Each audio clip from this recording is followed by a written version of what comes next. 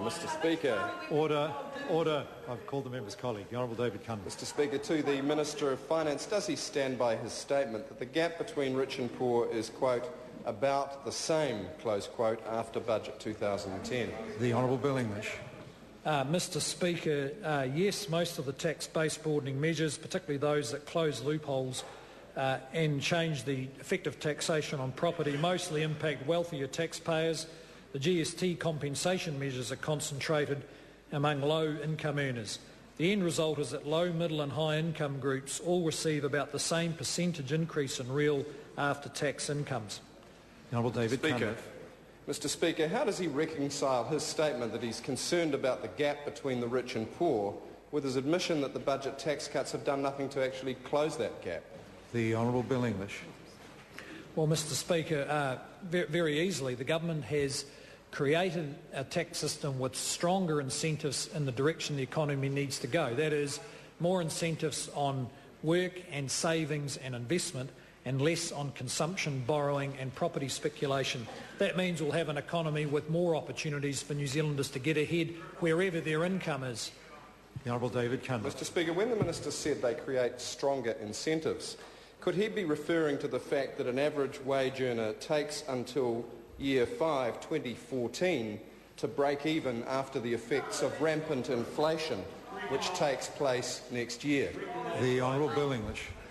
Mr Speaker, no, I don't, and that member should recall the time when he was, I think, an Associate Minister of Finance, when there was 5% inflation in this economy, and I don't remember him protesting about the effect of it on average wage earners then. Mr Speaker. The Honourable David Cunliffe. Mr Speaker, when he said that incentives had been strengthened, was he referring to the net position after tax of average and minimum wage earners, which by the time you take GST, inflation and ACC out, don't even recover in the case of average wage earners by 2014? The Honourable Bill English. Well, Mr Speaker, the member has been doing some magic with the inflation numbers. The fact is that the inflation effect of GST is more than offset by the reduction in income taxes. The rest of the inflation effect is dealt with in the usual way. Low-income people on income support get an annual adjustment, and wage earners do their best to claw back increases in the cost of living through wage increases. That's no different than it ever was. Lotu-Iiga. Thank you, Mr Speaker. Supplementary to the Minister.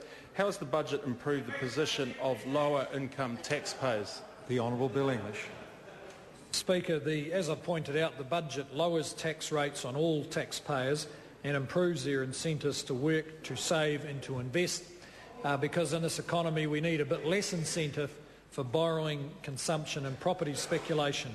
Over 70% of all income earners now face a marginal income tax rate of less than 17.5% or less, and a family with 2 children who receive working for families will now pay no net tax on income up to $50,000.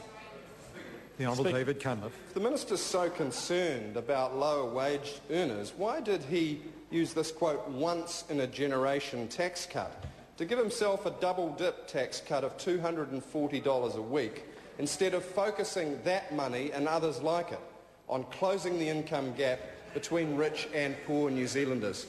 The Honourable Bill English.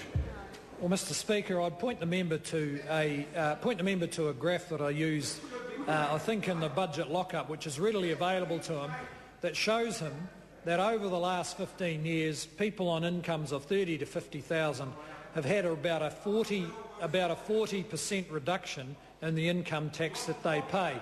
Our tax system has become more progressive over the last 15 years, not less progressive. Lotu-Iiga. Further supplementary, Mr Speaker. How was the cost of lowering personal income taxes distributed across taxpayers? The Honourable Bill English.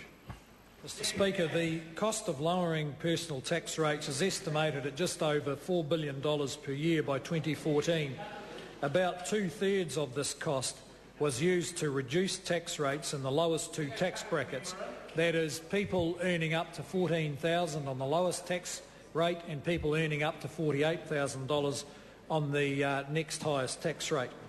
This demonstrates the government's commitment to tax cuts across the board, and the reason for that is we believe that the incentives matter for people who are on the minimum wage as much as they do for people above the average wage. Question number